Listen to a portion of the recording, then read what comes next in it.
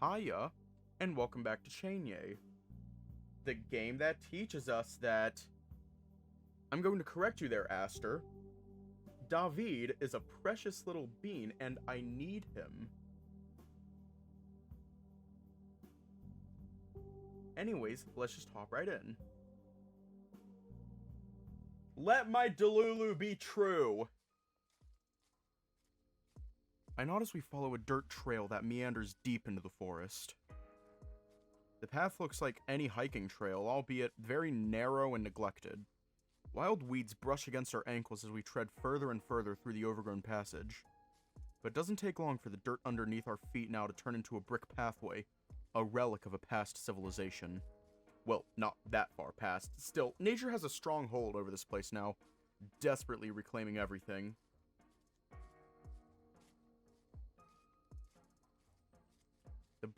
The benches that once lined the pathway are now broken and smothered by ivy plants wrapping their tendrils around them. It's been a while since I've seen any of this. David is right, at least everything seems very more overgrown than I remember. I'm hoping we'll find something, anything really. A loud yawn draws attention from both Eliash and Raymond. I promptly shrug. Better not tell them I've gotten less than 2 hours of sleep today. Everyone stays silent as we walk. Maybe they're nervous at this point. The dense row of trees abruptly thins out, revealing an expansive open area in front of us. The whole town of Koamino lies bare for us to marvel at. The huge complexes are what remains of a once bustling population now abandoned and decaying. It feels like a totally different world. While we were passing through the overgrown area, everything felt alive. Not so much here. The grass is brown and often lies flat. The trees look unhealthy, only the ivy thrives, creeping up the crumbling walls. But looking back to where we came from, the forest surrounds the town like a green wall marking the exact boundary of this place. Everything feels unnatural. I take a deep breath. Raymond scans the surroundings, frequently shifting his weight from one leg to another. Aliash, on the other hand, appears calm, collected, and on high alert. His ears twitch as he picks up on anything that sounds off. Where do we start? Well, let's say that the missing group didn't go home, and wanted to check out this place no matter what, without permission to do so. Just like us? Raymond ends that statement with an awkward smile. I give him a long look. Maybe rushing deep into Koamino is a bad idea, especially without any proper equipment or more people to cover each other's backs. But we're here already. Might as well look around even briefly. Aside from apartment buildings, there are 2 locations in this town that stand out. First, let me ask you, knowing how dangerous this place is, you think they'd risk going in deep? My brother wouldn't, he's not like that. I see, so is there a possibility that they split up? Maybe, I don't think my brother would go alone. So if he didn't want to explore too deep, maybe he stayed behind. Like how we're leaving David? Yeah. Could also be that they just convinced him to stick together. If they decided to go deeper, they'd be risking a lot, especially if they're not prepared. Besides, kitty, you and David should already know that. I give Aliash a quick glance. His lips purse flat as he looks away. What? We were kids then. It's fine now. Maybe talking about that now isn't a good idea. I don't want to freak out Raymond. So, what if they didn't go that deep into Koamino? Based on our assumptions, Raymond's brother could have stayed in the car. My brother probably stayed. That's possible, or he went to check a different location. There is one place in this town that could be a good starting point. Raymond's brother really decided to stay behind, and the rest of the group wanted to investigate the town. That's definitely where they went. Which location are you referring to? Follow me. This isn't a good moment to keep things to yourself, Tom. Yalla. Well, if going deep into town isn't a good idea, what's the alternative? Are you trying to check my knowledge on Koamino? Just want to see if you remember. He sighs. The administrative complex? Yeah. The only place where its roof wouldn't collapse on our heads. Or the ground swallow us. Why so dramatic, one? But seriously, I don't think that place is that stable either, especially by now. Well, we won't know till we see it. As we walk towards the administrative complex, I glance back toward the rest of the town. The looming buildings behind us stand like silent sentinels, their windows like 100 tiny eyes staring at us. From any one of them, there could be someone peering at us from a distance. Then again, now's not the time to be paranoid. I'm the one who brought us here, after all. I avoid mentioning or reacting to the headache that keeps building steadily, beginning to pound away at my skull. Last thing I want is to make them worry. You venture into another passage, veering away from open areas. Dead twigs and leaves snap and crunch under our feet. Check to see if Aliash and Raymond are doing alright. Noticing my glance, the hyena steps forward slightly quicker than Raymond and talks to me in a quieter voice. So, I know this might not be a good time, but, yeah. Now that David's back, how do you feel about it? Wow, you're right. This is definitely not a good time. I really don't want to talk about it. Come on. I want to know. Is this entire family this pushy?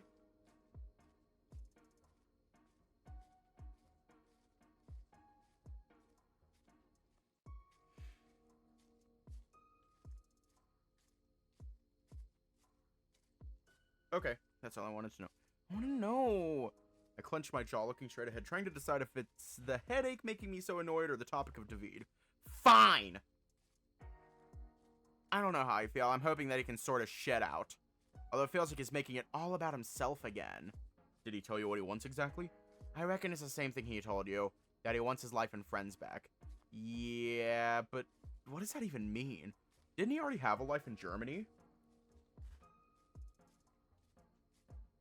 La la la la la la la. I'm not listening. I'm not listening. You're talking bad about David. You're talking bad about my king. La la la la la. I'm not listening. I'm not listening.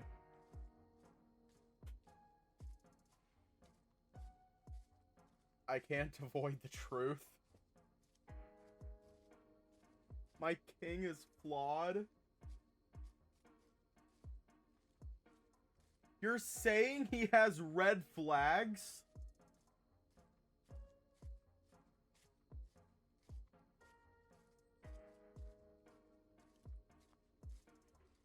Well, it's a good thing I'm wearing rose-tinted glasses.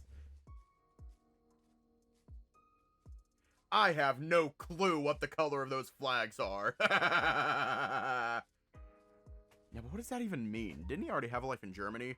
No idea, dude. You're his brother. You probably know way more than I do. Maybe he didn't enjoy that life. I literally know nothing. He went to see you first, after all. Fair. So what are you thinking? Are you going to give him another chance? I don't know. Shit is messed up right now. Too much stuff going on. Makes sense. Like, he definitely acts like his old self.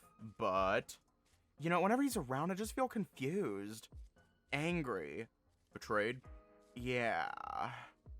Ollie falls silent as we continue walking. Raymond looks at us inquisitively. Probably wonders what the hell we've been talking about.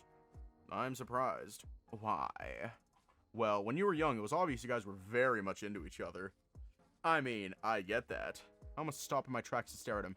Instead, I let out a frustrated sigh. What's your point? Tom.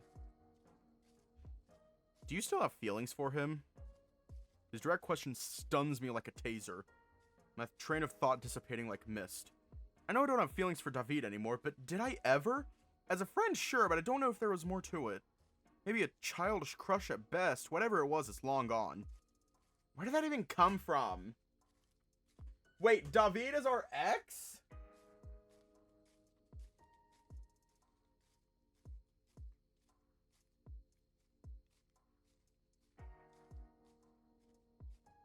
Oh my god. Well, you know what they say. Men are like wine. They age like wine. I don't know where I'm going with this.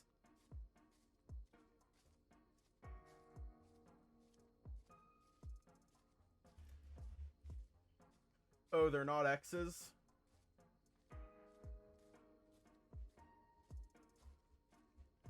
Oh, okay. After he left, his feelings died out. Well, guess what? Burnt wood, all it is charcoal, and you can use it to start another fire. Where did that come from? With everything happening around, you seem lonelier. That doesn't even make sense. I'm hanging out with you right now, no? I know this detectiving stuff is fun for you and all, but taking your friends to solve a case isn't actually hanging out. What? It's not fun for me when people disappear.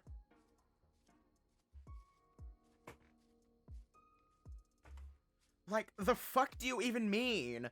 What I'm trying to say, loneliness can be scary sometimes, and with David being back and all, it's just a feeling, but I think he still cares. So what, you're gonna defend him now? What? No, what I mean is, I don't think that he fully understands what he's made others go through. I don't want you to be hurt again. I won't. Good. Wait, what was that smug-ass smile? He is so smug. He thinks he's all that and a bag of chips. Good. He steps a bit closer before leaning and whispering in my ear. Besides, you've got a cute beefcake right here, and if you don't make a move... Aliash directs his sly gaze at Raymond walking behind. I shake my head while he smirks, stepping back. Hey, yo!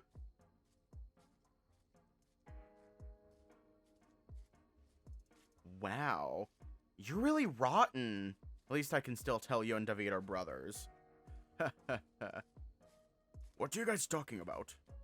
Sorry to leave you out, big guy. Just old friends catching up. Aliash slows down, leaving me to walk in the front while he strikes up a conversation with Raymond. So, Malaysia, eh? Never been anywhere outside this country, to be honest. Oh, come visit, Lao. We've got nice, cheap street food, warm beaches, and warm people all year round. Yeah, bet you do. I hate having to deal with the cold winter each year. Aliash seems genuinely interested in Raymond. How'd he be more reserved about it?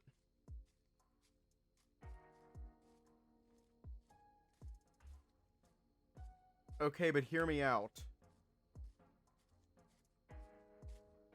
Hear me out. David and Raymond. At the same time. I'm saying we should form a polycule.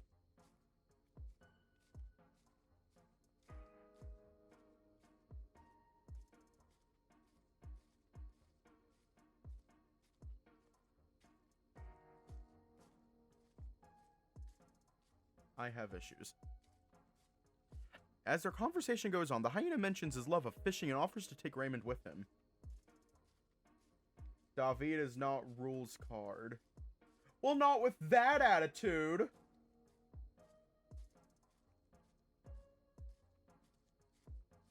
Tom X Otto X David X Raymond. Because I'm pretty sure he just wants to feel included.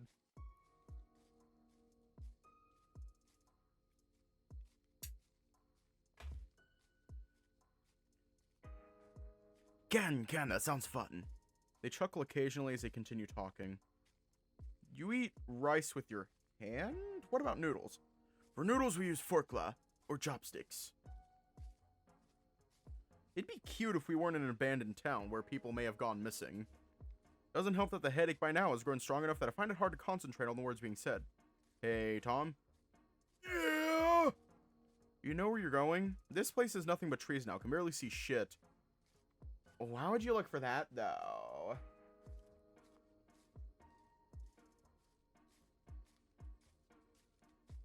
I shoot Aliash a cheeky smile and focus back on the path.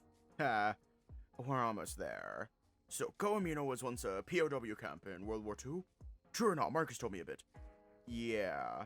After the Union fell apart, some of the structures were dismantled to be used as construction materials for the rebuilding of the... Oh, I was using the wrong voice. After the Union fell apart, some of the structures were dismantled to be used as construction materials for the rebuilding of the Poet Culture in Warsaw.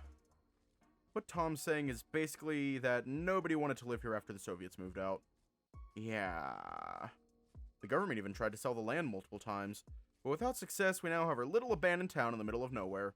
I see, in the place that we're going? The administration complex. So, nothing's there now. Uh-huh. Nothing more than ruins. Well, yes and no. Aliash really hit us with the actually. Is it safe? No. Stop spooking him! Spooked? Where got? I'm not trying to. This whole place is dangerous. We've talked about this. Come on. We're almost there. I hasten my pace, each step a battle against the harsh overgrowth. All of a sudden, my strides turn erratic and unsteady as my vision blurs into a dizzying whirlpool.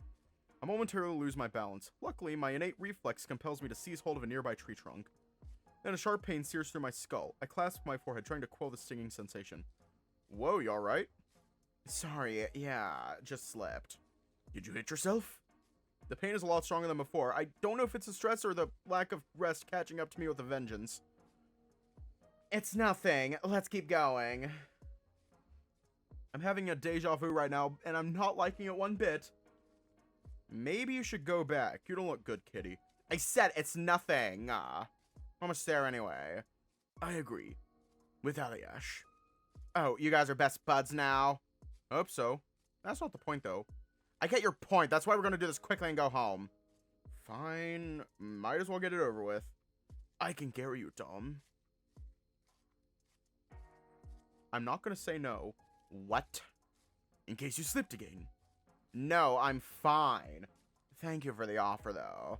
I give him a reassuring smile as his brows wrinkle in concern. After trekking for another minute, we eventually leave the overgrown path. Same as before, nature just stops growing after a certain point, as if nothing dares to live there.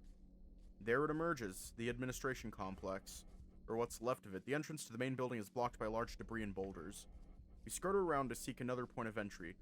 Through a tunnel adjacent to it, inside it is just pitch darkness. Hope you got a flashlight. I do, yeah, only one though, just stay close. Aliash shrugs and uses his phone for light. Seems like you know your way around here. Have you been here before? Yeah, but it's been a while. Like a decade ago. I at Aliash for his unnecessary comment. But he's also not wrong. Time has definitely degraded this place even further. We come out of the end of the tunnel, relieved to be basking in the dim light again. Behind the main building is the back entrance, its door already missing. We enter. The signages that once adorned different parts of the building are weathered. Their edges are chipped and crooked with missing Cyrillic letters in between words. Phone starts vibrating as I scan the interior, trying to recall the layout. Aliash and Raymond look to me in anticipation of my next move. Hey, Davi.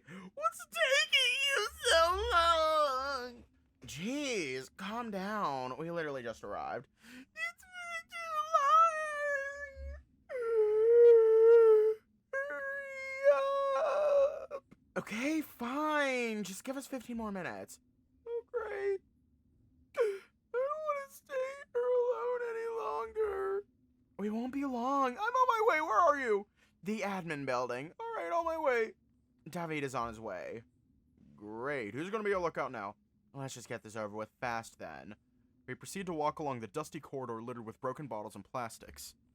Raymond points out a tattered sleeping bag lying nearby. You got homeless people sleeping also? And by the looks of it. Well, it's becoming a rare sight after the police started conducting semi-regular sweeps in Coamino. Still, it hasn't stopped vandals and teens from making this their hangout spot. As we go further and further, everything's slowly coming back to me now. I remember these red walls, or the paint by now has turned pale and chipped away, revealing raw bricks underneath. So, what exactly are we looking for? He's just a silly yeen. He's just a silly yeen. Anything inconclusive. But what does that even mean? I don't know. Wasn't this your plan? I guess just look around. Sorry, I got nothing concrete. Hey, it's fine. There's a few rooms here we can check out. I mean, who knows how long it'll take for Marcus to get the approval. Might as well have a look. Yet, now that I'm here, I feel lost. There are quite a few rooms here. Let's check each of them together. The power of friendship. Sure, better than splitting up. Yeah, right. The first room we venture into has been ransacked entirely, leaving just broken pieces of decaying furniture behind. The walls are now gaping holes with missing bricks, allowing a bit of light to filter through. I kick off some dirt and move a few bricks on the floor around, looking for anything peculiar. Nothing. Most of the other rooms appear to be in the same condition. Nothing out of the ordinary. Come on, there has to be something! As I leave the room and walk further along the corridor, Raymond accidentally steps on something metallic. Steps away and picks up a rusty metal sign. Guys, I found something! Tom, what does it say? Do not enter. Danger. What? I didn't skip Russian class at school. Nerd. Aliash proceeds to ignore me, instead inspecting the sign and its surroundings. This floor, or well, what's left of it, was mostly office spaces. What's so dangerous about it? We enter the room near where Raymond found the sign. It looked like another office room that has been looted and left to rot. Tall bookshelves lie on the floor with parts of the wood missing and chipped. Hey, help me lift this. Raymond and Aliash lift the shelf while I shine the flashlight on the floor underneath it. As I crouch, notice a piece of paper sticking out under a pile of rubble. I stick my hand underneath and grab it. They let go of the shelf and it falls back with a thud. Meanwhile, I inspect the piece of document in my hand. The edges are frayed and torn. The ink on the other hand is faded, leaving a few vague words in German. David should know what they mean. That's not funny. What's not funny? Har har. You guys trying to scare me? I don't know what you're talking about. You didn't hear that?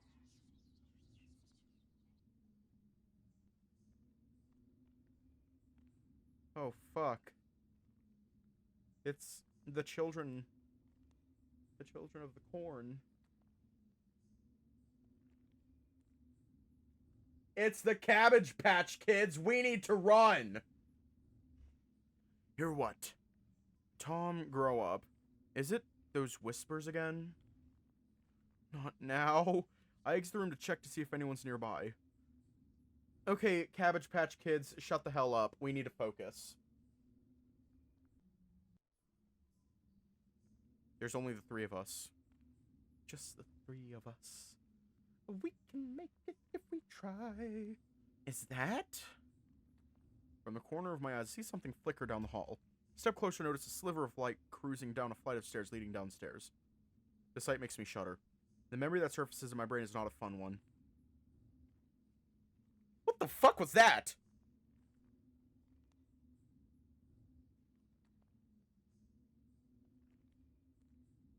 What in the Silent Hill 2 am I looking at? Cackling voices of children as the door shut tight. The warm tears trickling down my face as I pleaded to be let out, and the fading footsteps as David ran away seeking help. From behind, a big paw lands on my shoulder, clasping it firm. I gasp.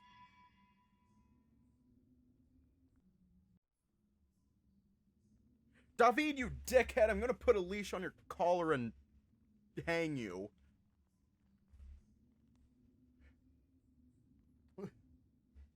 That scared the shit out of me. Hey, Tom. David steps out from the shadow, dangling his phone playfully. The light beam from the flashlight swinging back and forth across the hallway. Fuck you, you fucking piece of shit! Tom? Tom, what happened? Aliash and Raymond are left to gape as David laughs his ass off. Take a slow deep breath, clutching my still racing heart. Sorry. I'm sorry too, didn't mean to scare you like that. Actually, I did, but yeah, sorry again. Yeah, whatever, asshole! Are you guys done yet? It's already getting dark outside.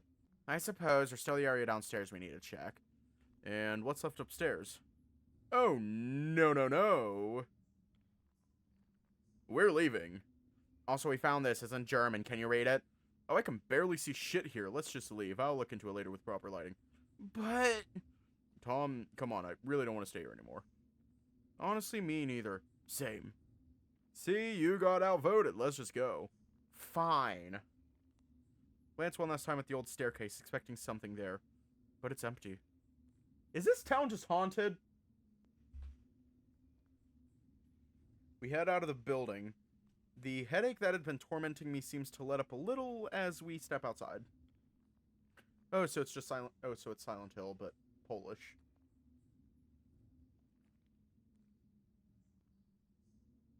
No, Echo, but Polish.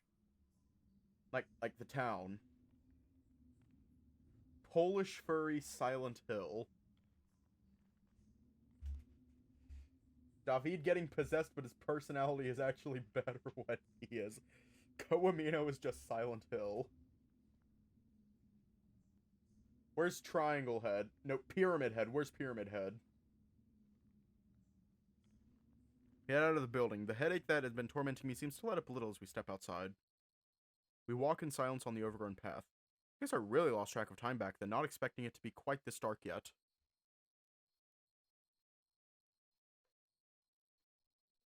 Approaching the area where we left the car, however, the dark surroundings are suddenly set ablaze by the glare of an approaching car's lights. Lights are accompanied by the ominous hum of the car's engine. We all freeze and exchange panicked looks before all four of us dash into the brush. Car stop's only a few meters away from us. The door creaks open as the headlights flicker off, making it hard to tell who it is. As my mind races to figure out if someone had shown up to bust us for going into a forbidden area, I notice a familiar silhouette. Can't be too sure, but it should be that wolf from Anna's shop. But why is he here? This can't be good. Tom, we've got to go.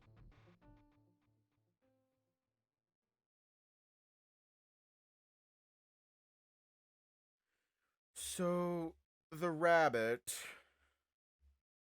a wreck, wasn't lying about his father-in-law's passing and leaving the house to his wife. Oh my god, we went back to the freaks? He went back to the freaky couple? Marcus, you went back to the freaky-ass couple? You brave soul. Did they put you in the swing?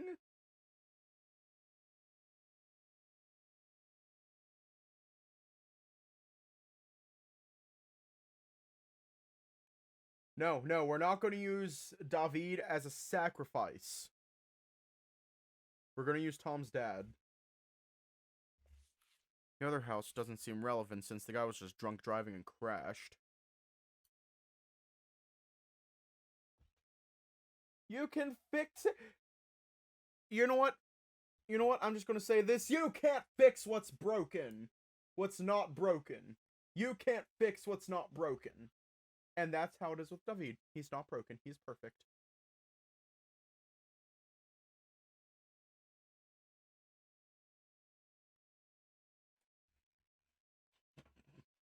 The car accident doesn't seem to be tied to Camille at all.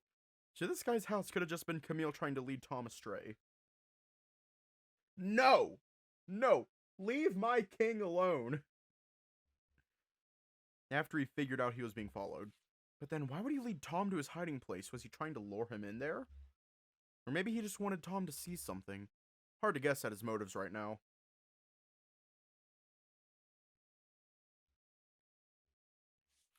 According to the doctor, Mrs. Novak is improving, but they don't know when she'll wake up. So my only leads right now are a wreck and the shelter and these cursed pictures. I stare at the photos. My anger spikes each time I look at one of them. The fact that Tom was being followed by Camille before we followed him. What would the bull want from Tom in the first place? I'm missing something obvious. The fuck does it all mean? Getting more and more restless. Doesn't help that Tom still hasn't called. He's probably still mad at me over his mother. No updates on his investigation with Raymond or on their situation. Maybe he's just hanging out with Raymond after all of that, hopefully. But it's not like him to leave the case hanging. I should call him. Hey, it's Tom. Sorry, but I can't answer right now. Please leave me a message. Nothing. And again. Hey, it's Tom. Fuck's sake, should I go look for him? I don't want him to think I babysit him all the time.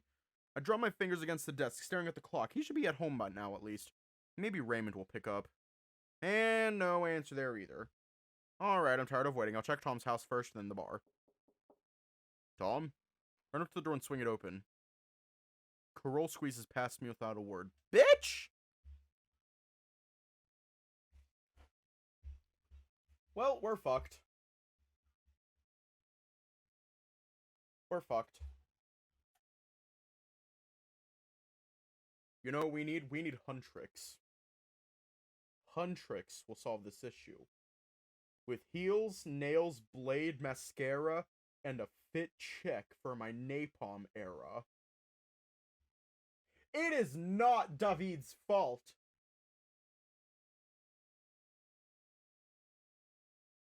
How is it David's fault? Genuinely asking. It's Tom. Yeah, it is Tom's fault. It's entirely Tom's fault. Tom, we're sacrificing you to the 3 a.m. toe tickler. Carol squeezes past me without a word. Carol, it's late. Why are you here? Carol doesn't say anything, instead stepping further into the office, looking around. Well, make yourself comfortable. Heels, nails, blade, mascara. Fit check for my nail. What the fuck? What?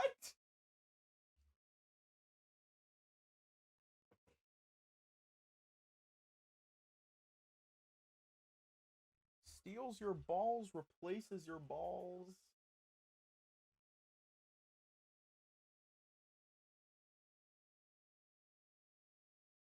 No! Well, make yourself comfortable. He staggers around the room, his steps heavy and unbalanced. His eyes then suddenly lock with mine. He glares at me, his fists tightly clenched, his eyes unfocused and teary. Where the fuck is my son? Tom, shouldn't he be home by now? I was just about to head to your place and talk to him. Don't lie to me! Well, he's not here. That kid always coming home late looking tired all the damn time. And one day the police called saying he found an injured woman in the forest. And you know what he said? He was just trying to help people. Carol, you've been drinking. Calm down.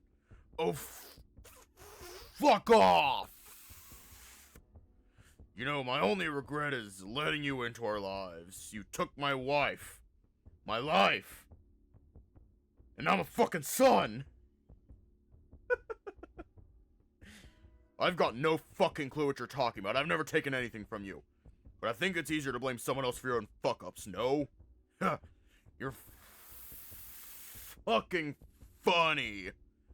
When I was serving my ass off in the military for this godforsaken country, Carol, no, you watched as my own son grew up and my wife. You took her away from me. Ava's disappearance wasn't my fault. Yeah, and guess I got blamed for it. Carol, come on. Your neighbors heard you and Ava having a big fight that night. We were arguing about her job. Always arguing about it. Because of you. Me? You love her, don't you? For the love of God, are you really this dense? You know I'm not. Answer the fucking question. I do, but not in the way your small brain imagines it. Really cared for Ava. She was the one who put my life back together. Shit, Carol, I got no time for your jealousy trips. And Tom is like a son to me, that's true. You're what? You heard me. My wife disappeared because of her investigation. And now you're leading my son into the same fate. Bitch, you got no right to talk.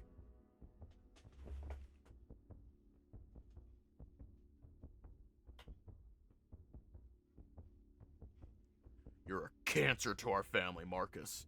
Says the guy who drinks himself away and beats his own kid. Motherfucker! The chilling gaze in his eyes. He may not be a murderer, but as a former soldier, he's definitely trained to kill. I have to be careful. Where is he?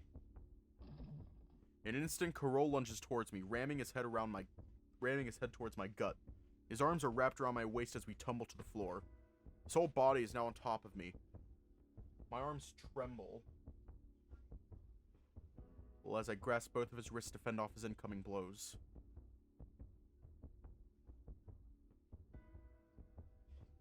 He begins pushing down on my arms harder and harder. My elbows can only hold him for so long before they buckle under the onslaught.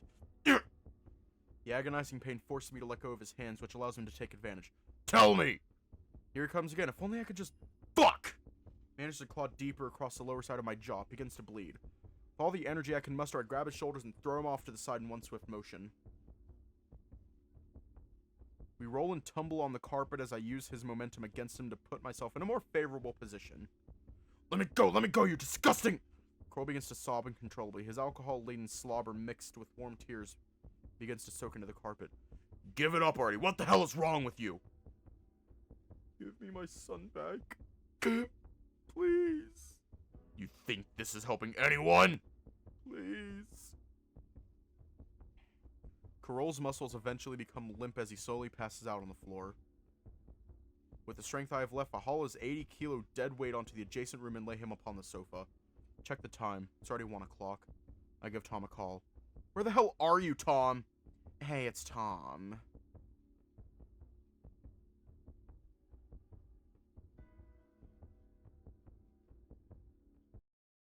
My muscles tense. I stay crouched in a frozen posture as a forced noise peters out for an unknown amount of time. Despite that, my heart keeps hammering against my chest. Why is the wolf here? Were we followed? There are 2 other men standing beside him. Although it's hard to make out their appearances, I'm sure one of them is the deer from Anna's shop as well. What could they be doing here? David brushes up against my sleeve, leaning forward as he squints at the group. Isn't that the wolf we saw the other day? Not sure what David sees as he stares into my eyes, but his own expression shifts. Where there was worry, now I see a struggle with what appears to be a curiosity playing out. Turns his head back to the wolf, muttering to himself. What's he doing here so late? Psst, guys, we should go. Hold on a sec. Change surprised look with Eliash. After all his complaining, his sudden reluctance to sneak away from the potential danger is odd.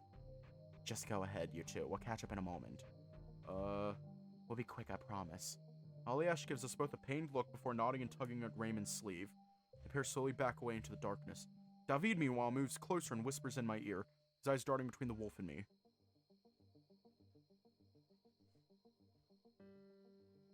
Did you ever hear them saying why they're here? No, but I'm pretty curious now. I observe the wolf talking to his lackey, though it's difficult to make out what they're saying. They sure don't look like they're playing around. Grab his incessantly noisy muzzle shut. Shh, just let me listen. David struggles to free his mouth from the grip of my hand, to the point to the direction of our car, signaling him to go. He doesn't, staying perched next to me even after I let go of his snout, but at least he stays quiet. The wolf and one of his men finally begin to move in the direction of the administration building. The 2 of us start creeping after them, but it only takes us several steps before David steps on a twig, snapping it loudly. No reaction from the men ahead. Guess we got lucky. David probably can't see my annoyed expression in the dark as I grab him by the arm and pull him closer. Just go back to the car and leave this to me. Wait, are you sure? Yes! Hurry up. David hesitates as I let go, but quickly shuffles away. I turn my attention back to the wolf's group as they stand at the entrance to the building. Care to some tourists? Cup one of my ears towards their direction. It's still hard to hear them, but at least I recognize that voice. It's definitely the deer. Philip, you and I are gonna check inside. This whole place gives me the fucking creeps. Then be quick. Sorry, boss. The car's light strikes the 2 tall figures as they walk in front of it, casting long shadows that stretch out towards the concrete. My guess was correct. They're the wolf and deer from earlier. I take out my phone and snap a picture of the car's plates, making sure the flash is off. Then I reposition to the left to get all 3 men into frame. As I sneak in another shot, the wolf turns around. What's up, boss? Getting spooked too? Shut it! Raises his snout and sweeps the woods with his gaze. Shit! I remain still as a statue. As he turns in my direction, it seems like we actually lock eyes for a second. But I know there's no way he should be able to see me, and after a long, painful moment, he turns back to his henchmen. Let's keep moving. As I disappear from my view, do I realize that I've been holding my breath and let out a gasp. Without all the tension in my joints seems to drain away. Going after the wolf now would be very stupid, even if a part of me thinks that I should try. If it were just me, then maybe, but I still have my friends to worry about. Take several steps back, taking it so before turning to run through the woods back to David's car. It doesn't take me long to catch up with the others. The 3 of them are crouched behind a thick bush. There you are! Shh! Quickly cut my muzzle and look in the direction David's pointing. A lanky figure leans against the side of David's car, smoking a cigarette. The lit ember seems almost bright against the shadowy surroundings. He's got to be with the wolf. This is not good. Tom, what do we do? I don't know. We could wait until he leaves. There's no guarantee that he'll do so soon. Maybe one of us could distract him somehow. That would mean one of us risking ourselves, though. Maybe I could go talk to him and say I was taking a piss. That's a crazy idea and you know it. Got a better option? Ollie's idea may work, but it's too risky. There's no way he'll buy it. We're too far from the main road. We're all here because of me, so the choice is obvious.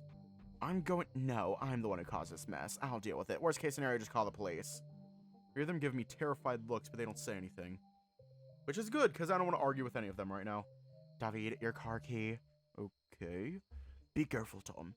David pulls the key out of his jacket and places it in my palm. We then both nod at each other. I'm always careful. I stand up, giving Raymond a wink and head out of the woods towards the ominous figure. A middle-aged eagle in dark gray clothing stands before me. Cigarette flickers as he takes a long drag. Hey, can I help you? Try to keep it as casual as possible, even as I feel the tension build with every step. Oh, there you are. Shit, did he already know? No, there's no way he figured out we were following him. And Anita springs to mind. Quickly, I pull on my phone, trying to look as confused as possible. Yeah, sorry, I was taking a leak. Shoots me a suspicious glance, arms crossed. Yeah. This might backfire hard. So, you want to stay out here, or do it in the car? What? His composed demeanor fades, and he stared at me, visibly flustered over my question. Big Dick 79, I've been waiting for 20 minutes.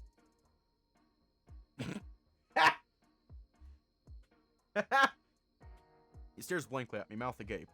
Thought you weren't coming. Not like this would be the first time somebody changed their mind, I guess. Come on, let's get comfortable. As he finally realizes what's going on, the eagle smirks before spitting his cigarette out with a loud sputter. I ain't your hookup. Notice a tinge of Russian accent in his speech. Oh. He scans me from head to toe. I cover my chest as if I were actually naked. So, why are you here then? Definitely not the same reason as you.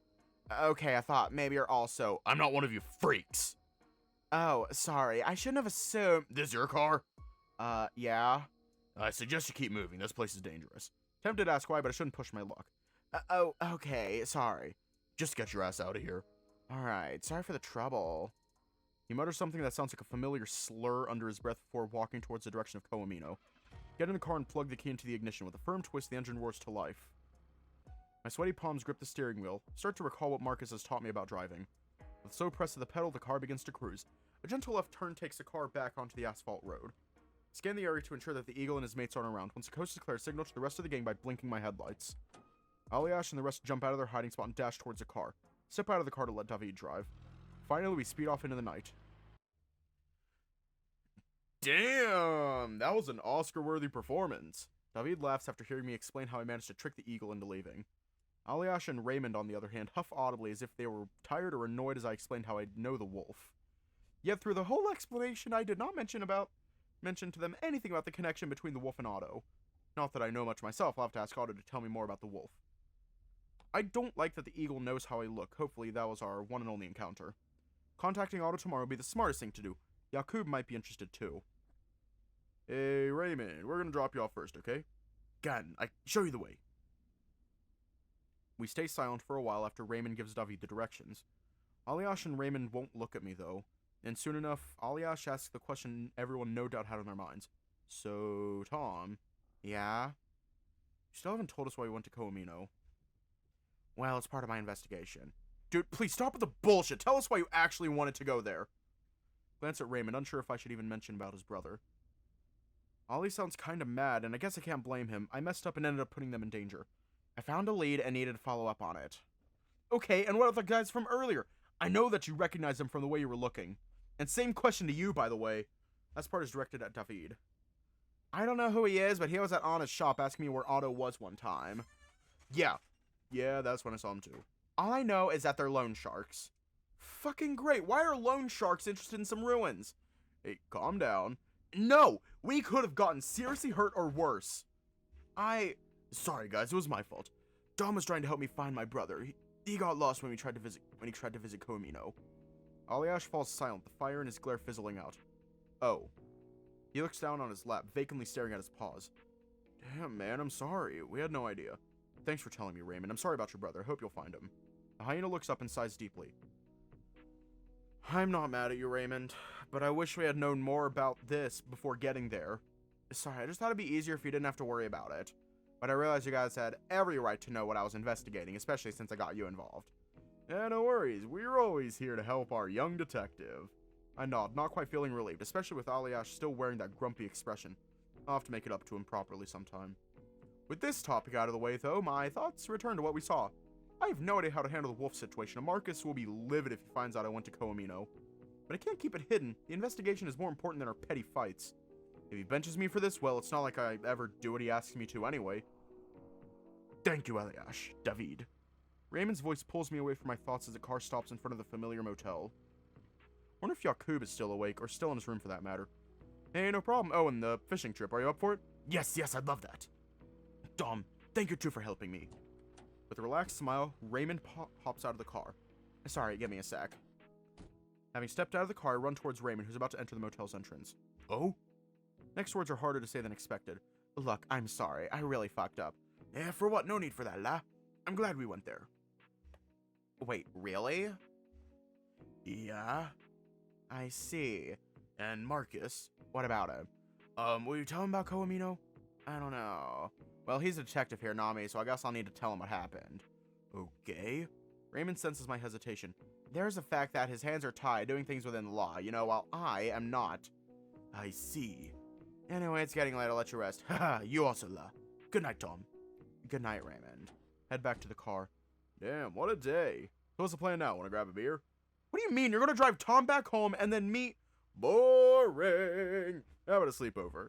David looks at me in the rearview mirror, wiggling his eyebrows. To be honest, I don't really feel like going home. Let's go! Aliash just shakes his head. Huh. Great, let's grab some drinks at the store and you can spend the night at my place. I'm too tired to argue, and to be honest, with how Dad is, I'd rather just hang out with David. How about you, bro? You know what? Maybe I should tag along. Who knows what you two will be up to next. What are you? My chaperone? Just drive. Jabka is gonna close in 30 minutes if you don't hurry.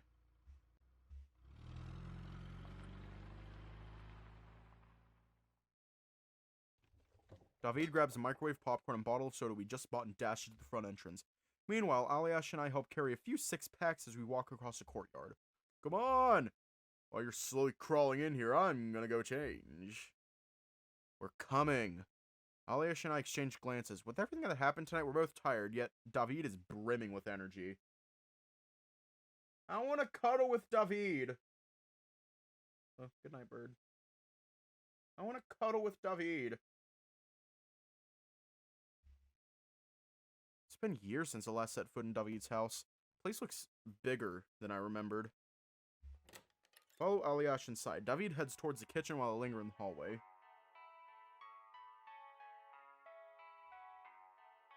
The three of us used to play around here a lot. When we were kids, David and I always pretended this was a big castle, our base of operations before heading out into the world for adventure. Mr. Vorsek always yelled at us not to run around the house. Back then, I thought he was such a grumpy man, but it was probably hard to focus on writing books with kids running amok in your house. I'm up to prepare some snacks for our boys' night! Aliash moves past me, heading toward the living room and throwing his jacket and hat on the sofa. While he gets comfortable on the couch, I give the room a quick glance. It's surprising how little has changed about this place. Tom, you alright? Oh, I'm fine. Just taking a trip down memory lane. Yeah, me too, I guess. Judging from the way he says it, Aliash is clearly not too happy to be back here. I want to cheer him up, but I'm not even sure what to say. What you did was stupid, you know. You gotta be more specific. I did a lot of stupid things today. I'm talking about Koamino. He fidgets in his seat, drumming his fingers against his knees. Hey, I've already apologized. I know we're cool, but you can't blame me for still feeling a little annoyed. Yeah, I'm sorry. It was a lot of things happening at once. Maybe I wasn't thinking clearly. I was angry at Marcus and my dad. What did they do? Lying and hiding things about my mom from me? Sounds like something to be angry about, but you should have at least told us what you were up to. Yeah, you're right. Again, I'm sorry. Just that we could have at least prepared better. I don't know, picked a different day and just gone early in the morning? Can't argue with him there. I should have prepared before going there. Although he wouldn't have stumbled upon the wolf and his men there if I didn't rush it. And that just can't be a coincidence, can it? Ugh, it's pointless thinking about what ifs now. Besides, dude, you've got two fathers wanting what's best for you. Of course it's going to be frustrating. That teasing smirk on his face, can't help but groan. Bad jokes definitely run in the family. I lightly jab his shoulder. I'm not sure about my dad, but Marcus does care a lot. Sometimes too much. He can be real overbearing. Maybe he has a reason? You could be a handful kid, he has demonstrated today. Har har. Maybe just tonight I'd like to forget about all of my problems and have fun with my two best friends. Well, one of my best friends. The other one, I'm still... So, we're going to play some games or y'all want to watch a movie?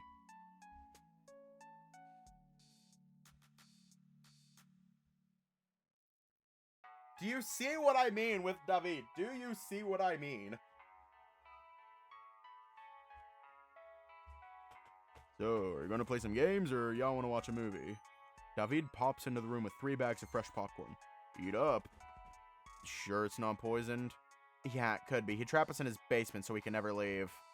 Why would I ever want to trap my bro? Wait a second. David chuckles, wiggling his eyebrows as he heads back down towards the hallway.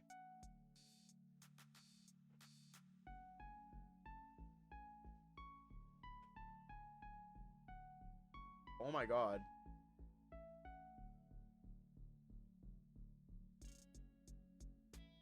He just said he'd lock us in his basement.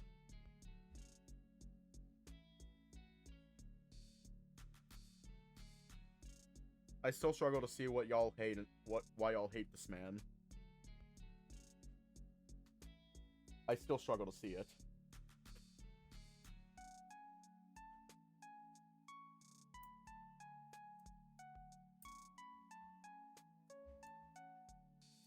David chuckles, wiggling his eyebrows as he heads back down towards the hallway.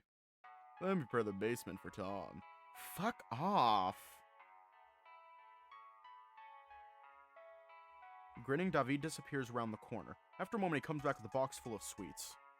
So here's some Dinkelchens, Moems, and my favorite, Kinder.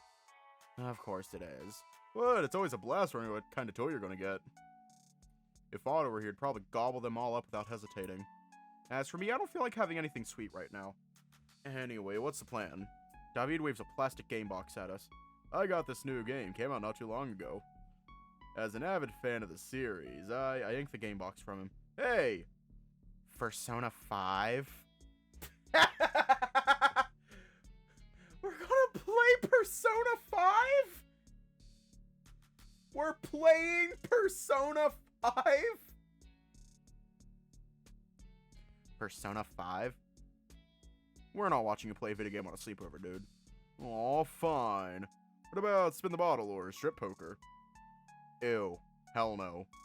David, I don't think that's gonna turn out well given that the two of you are related.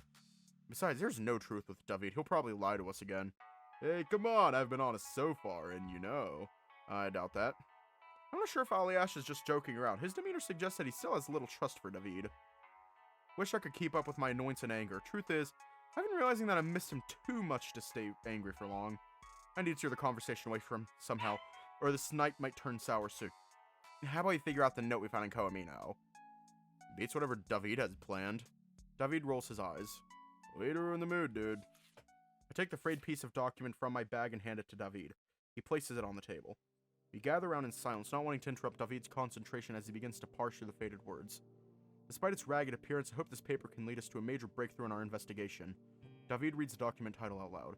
Let's see. Sicherheits... Vorschriften... Meaning... Security regulations. David continues reading the next line on the page.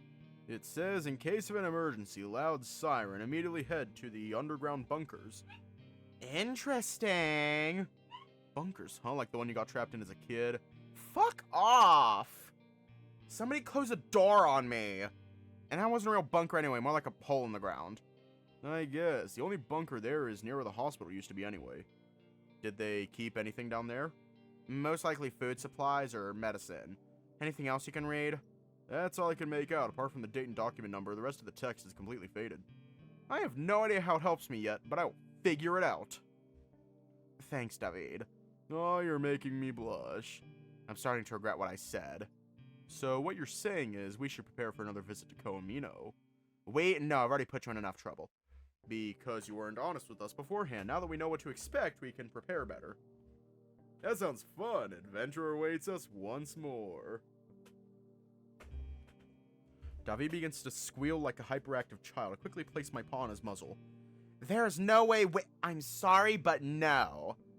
So you're gonna do it alone? No, I'll tell Marcus about it. Makes sense, I guess. Wait, so what about the other bunkers then, since the document mentioned multiple? I guess it meant the smaller ones, like the one I fell into. Well then, while Marcus and the police check out the one under the hospital, we can sneak back into the admin building and see what we can find. I mean, that wolf guy is clearly up to something there. True, good thinking. Someone has to in our family. Fuck you. That'll be riskier. I don't want to come across those people again. Aliash pauses to think for a moment. Want to check out the town hall? That's right. They could have something in there about Koamino. I think they still keep some old documents and town newspapers of Sipnevo. It's part of the town's historical preservation efforts. And how do you know this? Dad always took me there when he needed to do research for his writing. Such a daddy's boy. Like you weren't glued to mom and granddad. I don't think I can be daddy's boy while hanging out with mom and granddad. Ugh, whatever. David sticks out his tongue at Aliash. Guys, can you not? Sorry.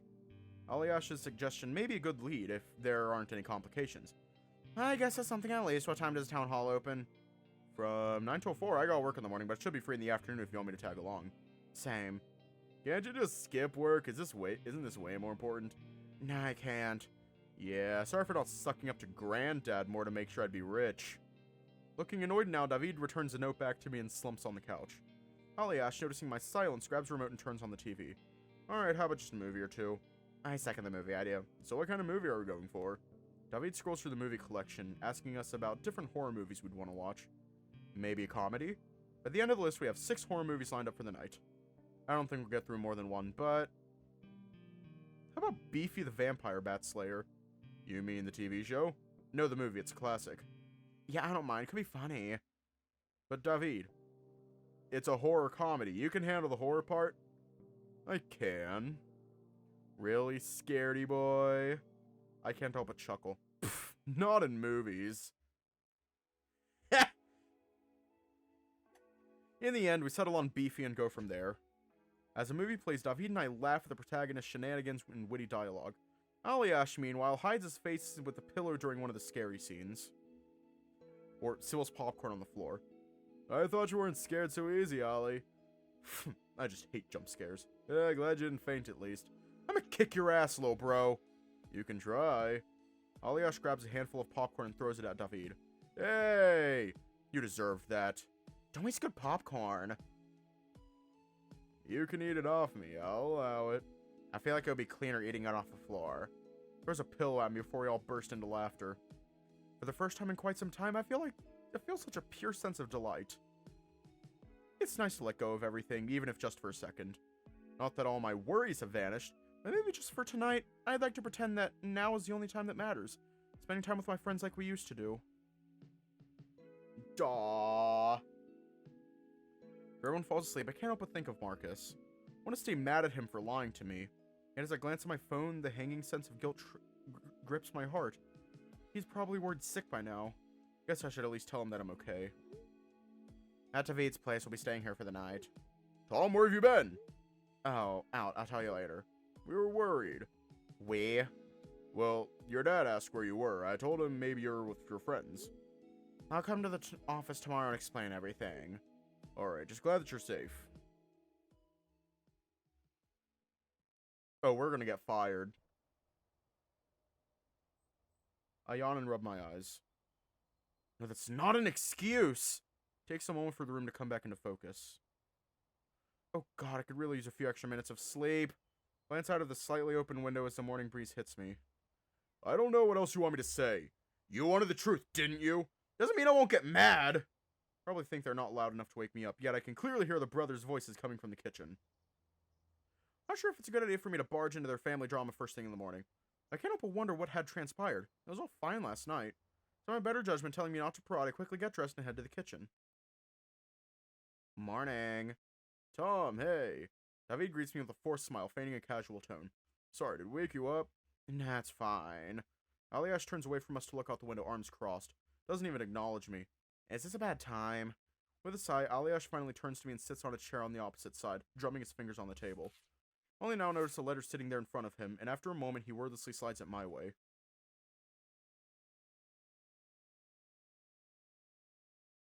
It's written in German, though I recognize the name in the signature. Side it back to Aliash. Letter from your mom? What does it say? I found this today. I didn't understand what it said either, so David explained it to me. David, tell Tom what it says. You think it's a good idea? Yes! Tell him what you told me. Hey, it's fine. I shouldn't be prying into your family's business. No, it's more than that. Insane is what it is. I look at David, waiting for him to say something. It's clear as day that it's a struggle for him. Yeah? I never planned on coming back. It's the truth. Well, what do you mean? Must have misheard, right? I'm still barely awake after all. Of course you did. Fuck! You wouldn't even bother reaching out to us again if it weren't for that fucking letter. Aliash paces across the kitchen, his fists clenched, not even looking at David anymore. David, on the other hand, looks straight at me, his lower lip jutting out slightly as his pupils dilate. Trying my hardest to think of something to say, but only a single word comes out. Why? Back in Germany, I guess I just accepted that you and Aliash would have hated me. I had a life there. Met new people and was about to get a well-paying job. I was content. Mom was always my priority. I'd be content too if I was living off Granddad's money. I can imagine how easy it was for you to forget us. Hold on just a sec. David doesn't flinch at Aliash's remarks. Instead, he keeps looking right at me, as if he's trying to earn my sympathy, yet all it does is make my blood boil even more. Why does he lie? Again and again? When we talked at Gruber and the Edge Veg, you asked me for the truth. I didn't exactly tell you everything. I made the choice to support my mother, and it was easier to cut off my past because it hurt less that way. Clenching my fists now, too. I feel like punching him, forcing him to take back what he just said. You wouldn't just forget about us. It could have never been that easy. We've been through so much. No, it's... Despite my best attempts, I still couldn't forget about you two. No matter how much stupid stuff I did in Germany, you guys never left my mind even for a second. Cut the bullshit. You thought we'd never find out, and that's why you lied. No, I was gonna tell you. But at some point after seeing Tom again, I got scared. So Granddad gave you his blessing, his money, and sent you back. He did. He asked me to check on the house and to make sure that you and Dad were doing alright. More lies. Granddad never cared about me or Father, and we're fine without him. And I don't want anything from him or you. A whirlwind of emotions rages inside me. Before the confusion and anger morph into a simmering disappointment. Look at David. His pathetic face feels like the perfect target for my fist right now. Instead, I take a deep, deliberate breath. Sitting down and leaning on the kitchen counter. I don't want to believe he'd do this. But he finally told the truth, right? Okay, so let me ask again. The same question I asked you on the first day. Why did you come back? The truth this time. And if you lie, I'll never ever want to see you again. Aliash nods at me, then looks back at David. For a long moment, the hyena says nothing, but while I can see Aliash's anger building again, I give David the time to compose himself in his thoughts. With Aliash's stare boring into David, I doubt it's easy. I came back because my mom asked me to. Uh-huh. She wrote to me from the hospital because in recent months I wasn't even allowed to see her anymore. So, what exactly did the letter say? David stares at the letter before he starts speaking again. She wrote, people close to me will really need me.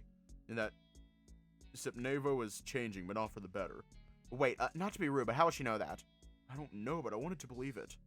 Maybe I was lying to myself, thinking there was something I really had to do. That sounds insane! You came here on the whims of a mad woman. Maybe it does, but when I came back, learned that people are going missing, that Tom's mom is missing. David clutches his mom's letter. Sounds insane, yet given everything that's been happening since the past few days, I don't know what to believe anymore. If only you actually came here out of your own free will. But no! What if she writes asking you to come back, going to disappear without a trace? I just drop everything here and leave again? Ollie, please. No! Both of you fucking left me here. No contact, nothing. Think I wanted to stay here for the rest of my life, working a shitty job? With a father who doesn't give two shits about anything but himself? I don't know. You seemed happy to stay. Aliash pinches his forehead in disbelief. Because I'm not someone who just leaves everything behind. You... Ugh, you know what? I'm out of here. Sorry about this. See you around, Tom. Aliash walks past me without a word. Aliash. He doesn't respond as he storms out of the house. Neither David nor I say anything. Quietly folds the letter and puts it away in his pocket. I understand Aliash's furious reaction. They're family. My own anger is simmering inside, although it's nowhere near as bad as what Aliash seemed to be feeling. At least David is finally being honest, even if I can't believe the only reason for our reunion was this letter from a mentally ill woman. Not because you missed us, not because you wanted to reconnect, but just some letter.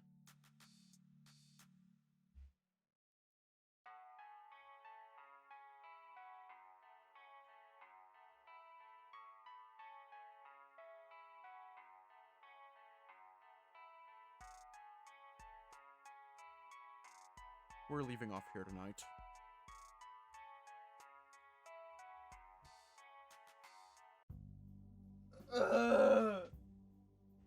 My king is flawed.